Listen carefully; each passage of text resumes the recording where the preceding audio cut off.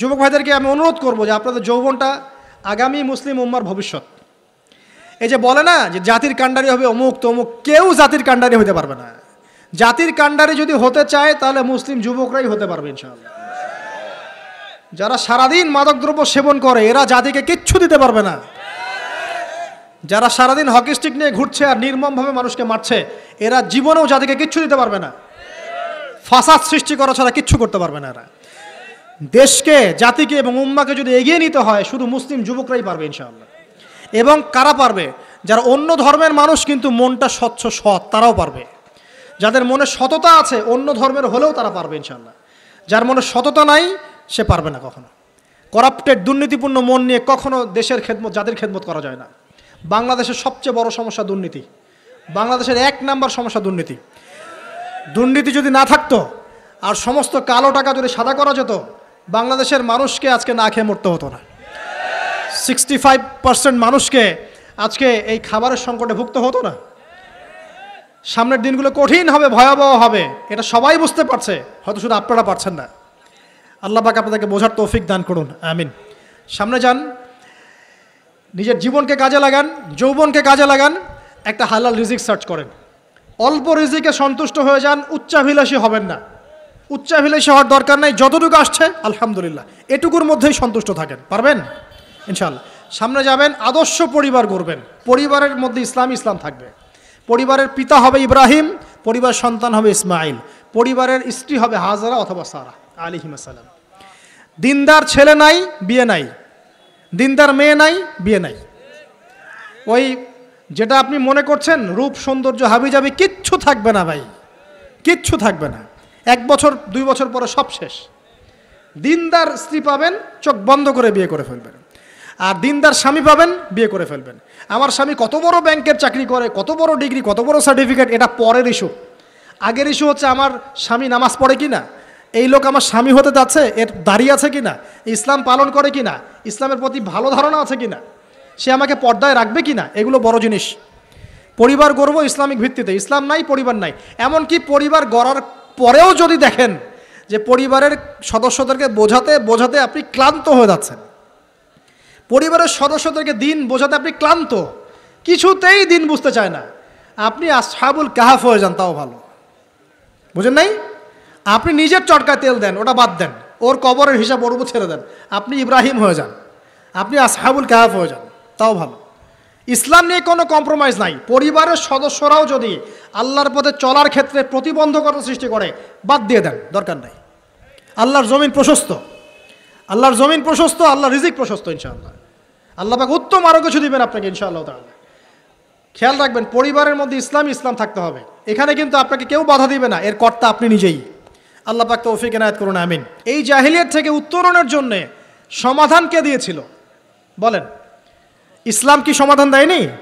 ইসলাম সমাধান দিয়েছে, কোরআন সমাধান দিয়েছে।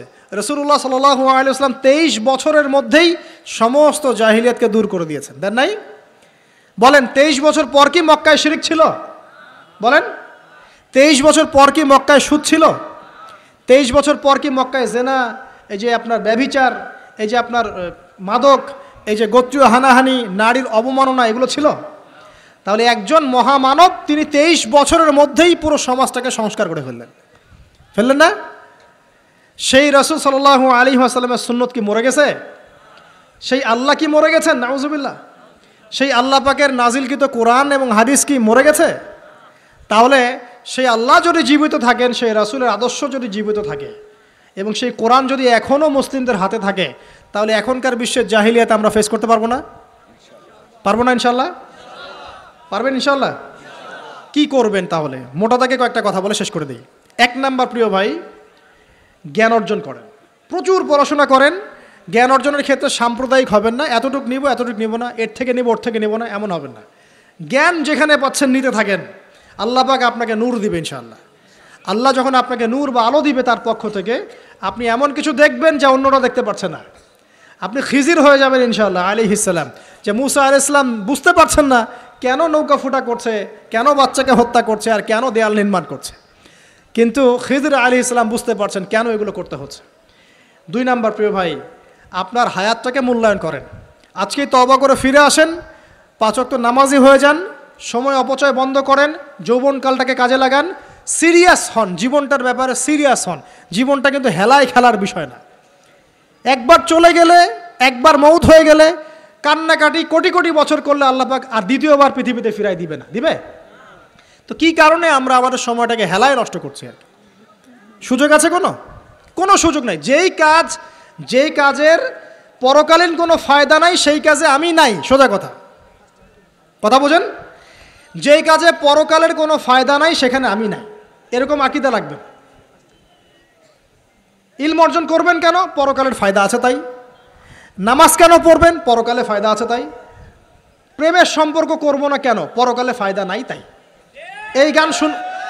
এই মিউজিক শুনবো না কেন? আমি পরকালে কোনো ফায়দা নাই তাই। আমি অহেতুক এসব টিকটকের পিছনে ঘুরবো না কেন? পরকালে কোনো ফায়দা নাই তাই। যে কাজ পরকালে ফায়দা দিবে আমি সেই কাজে আছি। পারা যাবে ইনশাল্লাহ? আল্লাহ তৌফিক দান করুন। আপনার রিজিক কি আপনার হাতে না আল্লাহর হাতে?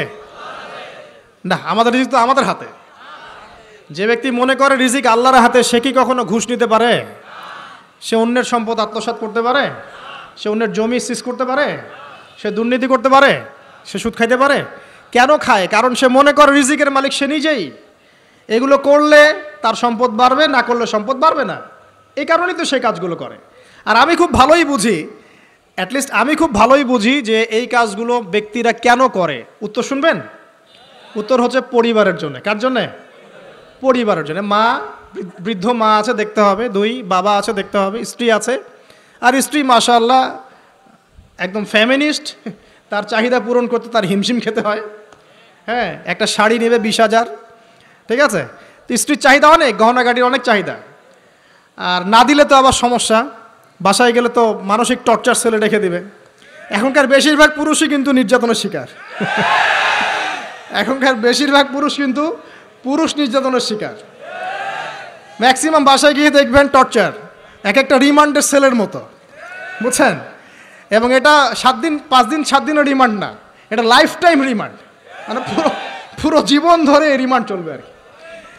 তো এই যে সমস্যা, তা কার জন্য করি? পরিবার, সন্তান, পিতা মাতা, আত্মীয় স্বজন, এগুলোর জন্য। কিন্তু একটা কথা শোনেন, আমরা যখন মারা যাব না, আমরা মারা গেলে পরে 40 দিন তারা আমাদেরকে মনে রাখবে কিনা সন্দেহ আছে। বিশ্বাস করছেন না? এই যে আমাদের অনেক আত্মীয় স্বজন মারা গেছে না, বছরে একটা বারও কি কবরস্থানে কেউ গিয়েছে? বা হয়তো যায়, মৃত্যুবার্ষিকী ওই দিন যায়, তাই না? দেখেন আমরা কিন্তু আস্তে আস্তে ভুলে গিয়েছি তাদেরকে, আমরা ব্যস্ত হয়ে গেছি। ঠিক একইভাবে তারাও আমাদেরকে ভুলে যাবে। এই জন্যে আমি বারবার আপনাদেরকে মনে করে একটা কথা, আমার জীবন থেকে উপলব্ধি করি একটা কথা, যে একমাত্র আল্লাহ ছাড়া এই পৃথিবীতে এবং পরকালে আমাদের আপন বলে কেউ নাই। বাকি সবাই সবার স্বার্থের জন্য আছে। মানুষের অবস্থানকেই মূল্যায়ন করে, মানুষের অবস্থানকেই মূল্যায়ন করে। আল্লাহ রাব্বুল আলামিন আপনার ভিতরটাকে ভালোবাসেন। দেখেন, আপনি যখন নামাজ পড়েন নাই, আল্লাহ পাক কিন্তু আপনাকে ধ্বংস করে দেন নাই। আল্লাহ পরম করুণাময় আপনাকে হেদায়েত দিয়ে নামাজি বানিয়ে দিয়েছেন। জীবনে অনেক পাপ করেছেন, ইনস্ট্যান্ট আল্লাহ পাক শাস্তি দিতে পারতেন, আল্লাহ পাক দেন নাই। আল্লাহ আপনাকে ভালোবাসেন, আল্লাহ আমাকে ভালোবাসেন। আল্লাহ পাকের এই ভালোবাসার ঋণটা শোধ করার জন্য হলেও নামাজি হয়ে যান, আল্লাহর পথে ফিরে আসেন, দিনের জন্য কিছু করেন, দিনের ফিকির করেন, পড়াশোনা করেন। প্রিয় ভাইরা, আল্লাহ পাক তৌফিক দান করুন। দেখুন, এই রিবা থেকে দূরে থাকার জন্য একটা হাদিস যথেষ্ট, যে 4 শ্রেণীর মানুষকে আল্লাহ রাসূল সাল্লাল্লাহু আলাইহি ওয়াসাল্লাম লাআনত করেছেন, অভিশাপ দিয়েছেন। ইনশাআল্লাহ আজকের লেকচার যাদের কানে যাবে, আমরা যদি না খেয়েও মরে যাই, আল্লাহ পাক না খেয়ে মারবেন না ইনশাআল্লাহ। রিজিক আছে, খাবো ইনশাআল্লাহ। কিন্তু হয়তো বা অভাব হবে, টাকা পয়সা একটু কম হতে পারে, অন্যের 10 তলা ফ্ল্যাট হবে, আমার হবে না, ঠিক আছে? অন্যের এত বিঘা বিঘা জমি আমার হয়তো হবে না, কিন্তু ইনশাআল্লাহ তাআলা এই যে দুনিয়ার মুসাফিরের জীবনটা, এটা মুসাফিরের জীবন না? মুসাফিরের জীবনটা কেটেই যাবে ইনশাআল্লাহ। কাটবে না? যে কোনোভাবে কেটে তো যাবেই ইনশাআল্লাহ। এই যে পরকালের জীবনটা একটা চেতনার শক্তি, জানেন? দুনিয়াতে যত বাধা বিপত্তি আসুক, গাল মন্দ খান, গীবত তহমত খান, কষ্ট হোক, নির্যাতন হোক, একটা বিষয় মনের মধ্যে শান্তি দেয়। কি শান্তি? যে এই দুনিয়ার জীবনটা তো আর চিরস্থায়ী নয়, এটা তো আর সারা জীবন থাকবে না। ইনশাআল্লাহ এই অবস্থা আস্তে আস্তে পরিবর্তন হয়ে যাবে। ফাইন্না মাআল উসরি ইউসরা, পরকালে ইনশাআল্লাহ পাবো, দুনিয়াতে না পেলে কি হয়েছে, পরকালে পাবো ইনশাআল্লাহ। যুবক ভাই, এসব জেনা ছেড়ে দেন, আল্লাহ রাব্বুল আলামিন আপনার জন্য হুর রেখেছেন জান্নাত, ইনশাআল্লাহ পাবেন ইনশাআল্লাহ। এটা ছেড়ে দেন, সুদ ছেড়ে দেন, আল্লাহ পাক আপনার জন্য হাউজে কাউসার রাখছে ইনশাআল্লাহ। ঠিক আছে, অন্যায় পাপ ছেড়ে দেন, আল্লাহ রাব্বুল আলামিন আপনার জন্য জান্নাত রেডি করে রাখছে ইনশাআল্লাহ। এই দুনিয়ার জীবনটা ধোঁকা, একটা ছোট্ট জীবন, পুরা ধোঁকা, কিচ্ছু নাই এর মধ্যে। আমার কথা শোনেন, এই দুনিয়ার জীবনে কিছুই নাই। চারপাশে অনেক কিছু মনে হবে, আপনার বাড়ি আছে, গাড়ি আছে, স্ট্যাটাস আছে, টাকা পয়সা, প্রতিপত্তি সব আছে। আদতে আপনি একা, আদতে আপনাকে একাই কবরে যাওয়া লাগবে, একাই আল্লাহর সাথে হিসেব নিকাশ দিতে হবে, কেউ নাই সাথে, আমারও সাথে কেউ নাই। কিন্তু আপনি মনে করছেন যে সেলিব্রিটিজম বড়, আমি পলিটিক্যাল নেতা হয়েছি, আমাকে সবাই চেনে, আমি ইকোনমিক সেক্টরে লিড দেই, রাষ্ট্রকে লিড দেই, আমি ধর্মতাত্ত্বিক ক্ষেত্রে লিড দেই, আমাকে দেখলে মানুষ বাহবা দেয়, ইত্যাদি ইত্যাদি। দিন শেষে আমি একা, আপনিও একাই, আমাকেও একাই যেতে হবে, আপনাকেও একাই যেতে হবে। এগুলো সব চারপাশের খালি অন্ধ মোহ, আর কিচ্ছু না। তো এই মোহের মধ্যে ঢুকে পড়বেন না, আল্লাহ পাক তৌফিক এনায়েত করুন। নবী সাল্লাল্লাহু আলাইহি ওয়াসাল্লাম বারবার বলতেন, আল্লাহুম্মা ইন্নী আউযু বিকা মিন ফিতনাতিদ দুনিয়া, বলতেন না, হে আল্লাহ আমি এই দুনিয়ার ফিতনা থেকে তোমার কাছে আশ্রয় প্রার্থনা করছি। ওয়া ইন্নী আউযু বিকা মিন ফিতনাতিন নিসা, আমি মহিলাদের ফিতনা থেকেও আশ্রয় প্রার্থনা করছি। আরও দোয়া করতেন, আল্লাহুম্মা ইন্নী আউযু বিকা মিন আযাবিল কবর, হে আল্লাহ আমি কবরের আযাব থেকে আশ্রয় প্রার্থনা করছি। ওয়া আযাবি জাহান্নাম, জাহান্নামের আযাব থেকে আশ্রয় প্রার্থনা করছি। ওয়া মিন ফিতনাতিল মাহইয়া ওয়াল মামাত, জীবন মৃত্যুর ফিতনা থেকে আশ্রয় প্রার্থনা করছি। ওয়া মিন শাররি ফিতনাতিল মাসিহিদ দাজ্জাল, এবং দাজ্জালের ফিতনা থেকে আশ্রয় প্রার্থনা করছি। দাজ্জালে পরে আসবো ইনশাআল্লাহ। দাজ্জাল নিয়ে আলোচনা করলে আবার কিছু মানুষ খারাজি ট্যাগ লাগাই দিতে পারে, ওই জন্য এদিকে আমি এখন যাচ্ছি না। হ্যাঁ, সামনে আসি। তো রিবার বিষয়টা বলছিলাম, আইয়ামে জাহিলিয়াতের যে সেই রিবা এখনকার বিশ্বে আছে কি নাই বলেন? ওই সময় না হয় মক্কায় ছিল, এখন কি সারা বিশ্বব্যাপী নাই? বিশ্বের কোনো কান্ট্রি রিবা মুক্ত না, বিশ্বের কোনো দেশ রিবা থেকে মুক্ত থাকতে পারবে না, এই বিশ্ব পরিচালনা যারা করছে ওদের আন্ডারে থাকলে। কখন হবে বিশ্ব রিবা মুক্ত? একদিন বিশ্ব রিবা মুক্ত হবে ইনশাআল্লাহ, একদিন না একদিন এই বিশ্বটা সুদমুক্ত হবে ইনশাআল্লাহ তাআলা। তখন জালেম পার পাবে না, মাজলুমের রক্ত শ্রম বৃথা যাবে না ইনশাআল্লাহ। কবে, কত বছর পর আমি জানি না, কিন্তু এতটুকু জানি যে মালহামার পরে যখন আল মাহদি আসবেন এবং তারপর যখন মাসিহুদ দাজ্জাল বের হবে এবং ঈসা ইবনে মারইয়ামকে আল্লাহ পাক নামিয়ে দিবেন, তার হাতে যখন দাজ্জাল নিহত হবে এবং জেরুজালেম থেকে যখন পুরো বিশ্ব শাসন করা হবে মুসলিমদের হাতে, তখন রিবা বলে কিচ্ছু থাকবে না পৃথিবীতে ইনশাআল্লাহ। তার আগ পর্যন্ত এই অবস্থা সলভ হবে কিনা আমরা জানি না, হতেও পারে নাও হতে পারে, তবে ওই সময় যে হবে নিশ্চিত ইনশাআল্লাহ। আসুন, আইয়ামে জাহিলিয়াতের আরেকটা বড় পাপ ছিল, যে এক ভাই বলেছেন, সেটা হচ্ছে নারীর অবমাননা। কে বলেছে এই কথাটা? সামনে একজন। হ্যাঁ, আইয়ামে জাহিলিয়াতের অন্যতম একটা সেরা পাপ ছিল কি? নারীর অবমাননা। এটা নিয়ে কি বলতে হবে? এখন ধর্মের মধ্যেও আমরা নারীদেরকে অবমাননা করছি। বহু নামাজি ব্যক্তি আছে আমাদের মধ্যে, দেখবেন বোনের সম্পত্তি দেয় নাই, মেয়েকে শিক্ষিত করতে চাচ্ছেন না। কেন চাচ্ছেন না? ওর কি অধিকার নাই শিক্ষার? আপনি কি জানেন যে আয়েশা রাদিয়াল্লাহু আনহার কাছে বহু সাহাবী হাদিসের তালিম নিয়েছেন, বহু হাদিস শিখিয়েছেন কে? মা আয়েশা রাদিয়াল্লাহু আনহা। তো তিনি যদি শিক্ষিত না হতেন শেখাতে পারতেন? তো মেয়েদের শিক্ষার দরকার আছে না? হ্যাঁ, কি বিষয় দরকার? তাদের উপযুক্ত পরিবেশ নিশ্চিত করতে হবে, নিরাপত্তা, পর্দা এগুলো নিশ্চিত করতে হবে। তারপরে মেয়েদেরকে আপনি অবশ্যই শিক্ষিত করবেন। ঘরের কোণায় বসে রাখতে কে বলেছে? আপনি নিরাপদ পরিবেশ দেন, পর্দা দেন, তারা মাদ্রাসা যাবে, পড়াশোনা করবে। ঠিক আছে? আল্লাহ পাক আমাদের মা বোনদেরকে শিক্ষিত করার তৌফিক দান করুন, আমিন। ভালো ভালো কোয়ালিটি সম্পন্ন মহিলা মাদ্রাসা গড়ে তোলেন। আর মেয়েরা যদি শিক্ষিত না হয় তাহলে আমাদের বাড়ির বউরা শিক্ষিত হবে না, আর বউ শিক্ষিত না হলে আপনি একা শিক্ষিত হয়ে লাভ নাই। তখন ওই যে বললাম টর্চার সেল, ওই টর্চার সেলে ঢুকতে হবে আর কি। কথা বুঝতে পারছেন না? আগে বিয়ে শাদী করেন, বুঝবেন ইনশাআল্লাহ। আর যারা করেছেন তারা অলরেডি হাসছে যে মিট করে দেয়। ঠিক আছে? আচ্ছা, সামনে আসেন। দেখেন মেয়েদের অবমাননা কিভাবে দেখাবো। সবচেয়ে বড় অবমাননা হচ্ছে ওদের দেহটাকে আমরা এখন পণ্য বানিয়েছি। এই যে পর্নোগ্রাফি দেখেন, এই মেয়েগুলোর ইজ্জতের কোনো দাম নাই। মানে তাদের দেহটাকে একটা ব্যবসার সামগ্রী বানানো হয়েছে। এবং আমি একটা লেকচার দিয়েছিলাম ঢাকায়, নীল দর্পণ দেখবেন অনলাইনে আছে, ওখানে আমি স্ট্যাটিস্টিক দেখিয়েছি যে সারা বিশ্বে এই যে আমেরিকায় শুধুমাত্র $12 বিলিয়ন ব্যবসা করে পর্ন দিয়ে। এটা একটা ব্যবসা, একটা ইন্ডাস্ট্রি, যেমন ফিল্ম ইন্ডাস্ট্রি আছে, তারপরে গানের ইন্ডাস্ট্রি আছে না, এরকম একটা ইন্ডাস্ট্রি হচ্ছে এই পর্ন ইন্ডাস্ট্রি। এখানে সবাই অ্যাক্টর অ্যাক্ট্রেস, এরা হচ্ছে অভিনেতা অভিনেত্রী। এখানে যা দেখানো হয় এগুলো কিন্তু রিয়েল না, বাস্তব না, সব ফেক। বুঝতে পারছেন না কথা? এগুলো অভিনয়, এগুলো ফেক। এবং এটা একটা ইন্ডাস্ট্রি, এর মধ্য দিয়ে মেয়েদের দেহটাকে পণ্য বানিয়ে সারা বিশ্বে ব্যবসা করছে। এবং এর একটা অন্যতম উদ্দেশ্য হচ্ছে মুসলিম যুবকদের ঈমান যেন নষ্ট করা যায়। কারণ মুসলিম যুবকদের ঈমান চলে গেলে তারা নিশ্চিন্ত যে ওদের পথে আর কেউ বাধা নাই। কারণ ওদের এই জুলুমের পথে বাধা যদি কেউ দিতে পারে তাহলে কারা দিবে? মুসলিমরা। আর মুসলিমদের মধ্যে সবচেয়ে শৌর্যবীর্য কাদের মধ্যে থাকে? যুবকদের মধ্যে। তো যুবকদের ঈমান যদি চলে যায় তাহলে এদের আর কোনো সমস্যা নাই। তো এই বিষয়টা খেয়াল করবেন যে এটা একটা ইন্ডাস্ট্রি।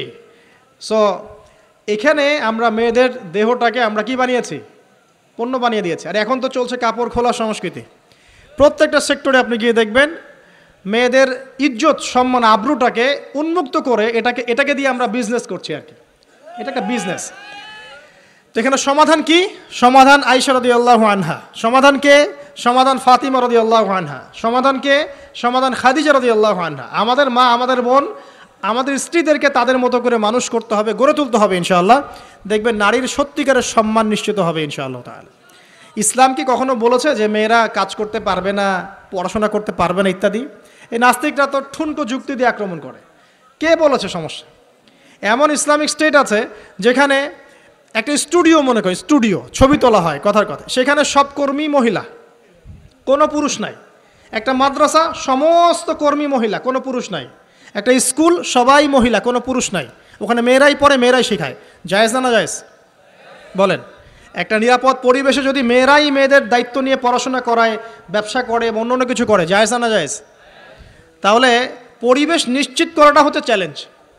ইসলাম বলছে না যে আপনি তাকে একদম অজ্ঞ করে রেখে ঘরের কোণে ফেলায় রেখে দেন, তাকে আপনি পড়াশোনাও শেখাবেন না, সম্পত্তির অধিকারও দিবেন না, কিছুই না। এগুলো ইসলাম কখনো বলেনি। বলেছে? আরে বোকা মানুষ! রাসূলুল্লাহ সাল্লাল্লাহু আলাইহি ওয়াসাল্লামের সময় তো মহিলা সাহাবীরা উহুদের যুদ্ধ করেছে। কি শুনলেন? রাসূল সাল্লাল্লাহু আলাইহি ওয়াসাল্লামের সময় মহিলা সাহাবী উহুদের যুদ্ধও করেছে। উহুদের যুদ্ধের নাম শুনেছেন? ওখানে মহিলা সাহাবীও ছিল, তীরন্দাজ। তাহলে মহিলাটা কি করে নাই নবীর যুগে? খাদিজা রাদিয়াল্লাহু আনহা যত বড় ব্যবসায়ী ছিলেন, এখন এত বড় ব্যবসায়ী পাবেন? কোনো মেয়ে আছে এত বড় ব্যবসায়ী? উসমান রাদিয়াল্লাহু আনহু যত বড় বিজনেসম্যান ছিলেন, এখন এত বড় বিজনেসম্যান আছে? তো কি ছিল না সেই স্বর্ণযুগে? ওই স্বর্ণযুগের সুন্নতি আমাদেরকে আমল করতে হবে। আল্লাহ পাক তৌফিক এনায়েত করুন, আমিন। প্রিয় মা ও বোনেরা, পর্দা ছাড়বেন না। আপনাদের জন্য 4টা কাজ: স্বামীর আনুগত্য করা, লজ্জাস্থানের হেফাজত করা, আপনার 5 ওয়াক্ত সালাত ঠিকঠাক মতো আদায় করা, এবং রমজান মাসে সাওম রাখা। নবীজি বলেছেন সাল্লাল্লাহু আলাইহি ওয়াসাল্লাম, জান্নাতের যে কোনো দরজা দিয়ে ইচ্ছা আপনি প্রবেশ করতে পারবেন। আপনার জন্য সহজ। আর স্বামীর আনুগত্য বলতে আমি বুঝাইনি স্বামীর দাসত্ব করতে হবে, এটা বলিনি। এখনকার কিছু ফ্যামিনিস্ট মেয়ে আছে, ওরা আনুগত্য শব্দ মনে হয় যে দাসত্ব মনে হয়। আনুগত্য দাসত্ব এক জিনিস না। আনুগত্য কি? স্বামী কোরআন সুন্নাহর অনুকূলে কোনো কথা বলেছে, আপনি মানবেন। স্বামী বলছে পর্দা করো, তোমাকে ভালোবেসে বলছি তুমি পর্দা করো, তুমি আমার অনেক প্রিয় একজন মানুষ, তুমি বেপর্দায় বাইরে যাবা, লোকজন দেখবে, কেমন হয়? ঠিক আছে, তোমাকে তো আমিই বিয়ে করেছি, তুমি আমার, মানুষ তোমাকে দেখবে কেন? ঠিক আছে? তো এখন স্বামী ভালো কথা বলেছে, আপনি শুনলেন, এটা আনুগত্য। আর ওই স্বামী যদি বলে আসো তো, আমার কলিগরা এসেছে, ওকে খাবার সার্ভ করতে হবে, আসো খাবারটা পরিবেশন করো। এখন আপনি বেপর্দা হয়ে আপনার স্বামীর কলিগের সামনে খাবার পরিবেশন করতে শুরু করলেন, এটা কি আনুগত্য করতে হবে? এটা তখন আপনি আনুগত্য করবেন না। সিম্পল, কোরআন সুন্নাহর অনুগত কাজে আপনি স্বামীর আনুগত্য করবেন, বিপরীতে গেলে আপনি করবেন না। স্বামীর আনুগত্য মানে স্বামীর দাসত্ব নয়। আর এই হাদিসটা আপনি কেন ভুলে যান যে আল্লাহ রাসূল সাল্লাল্লাহু আলাইহি ওয়াসাল্লাম বলেছেন, আল্লাহ ছাড়া যদি কাউকে সেজদা করা যেত, সম্মান বুঝাচ্ছেন, আল্লাহ ছাড়া যদি কাউকে সেজদা করা জায়েজ হতো, আমি মেয়েদেরকে বলতাম যেন স্বামীকে সেজদা করে। কেন? কারণ আপনাকে রেসপন্সিবিলিটি, আপনার খাবার, আপনার ফুড, আপনার শেল্টার, আপনার পুরো দায় দায়িত্ব নিজের হাড় ভাঙা পরিশ্রম দিয়ে, জীবনের ঝুঁকি নিয়ে স্বামী আপনার জন্য করে। সে আপনার সম্মান পাওয়ার যোগ্য তো, সে কি আপনার সম্মান পাওয়ার যোগ্য নয়? আপনি যদি সম্মানের হক আদায় না করতে পারেন তাহলে আপনি অকৃতজ্ঞ। আর অকৃতজ্ঞ মেয়ে কখনো জান্নাতে যাবে? একটা হাদিসে আছে বেশিরভাগ মেয়ে জাহান্নামের যাওয়ার অন্যতম কারণ হচ্ছে তারা স্বামীর সাথে কুফুরি করে। কি করে? মানে সারা জীবন স্বামী ভালোবেসে যায়, ভরণ পোষণ দিয়ে যায়, সব চাহিদা পূরণ করে যায়, একদিন দেখবেন কথা কাটাকাটি হয়েছে, ওই দিন বলে বসবে যে তোমার কাছে আমি কিচ্ছু পাই নাই সারা জীবনে। এই যে কুফুরি, এই কারণে তারা জাহান্নামে যেতে পারে বেশি। আল্লাহ হেফাজত করুন, আমিন। আরেকটা কারণ হচ্ছে যে বেপর্দা। আপনাকে 4টা মূলনীতি ফলো করতে হবে।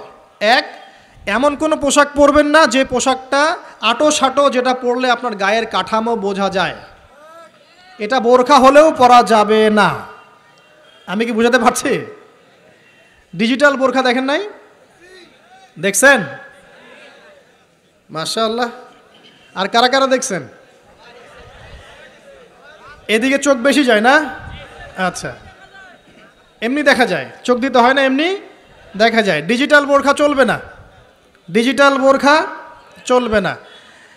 আমার মত, এটা আমি মত দিচ্ছি, আমি আল্লাহর রাস্তায় সময় দিয়েছি অনেক দিন, এবং এখানে যে পর্দাটা শেখানো হয় এরকম পর্দা আমি অন্য কোথাও দেখি নাই।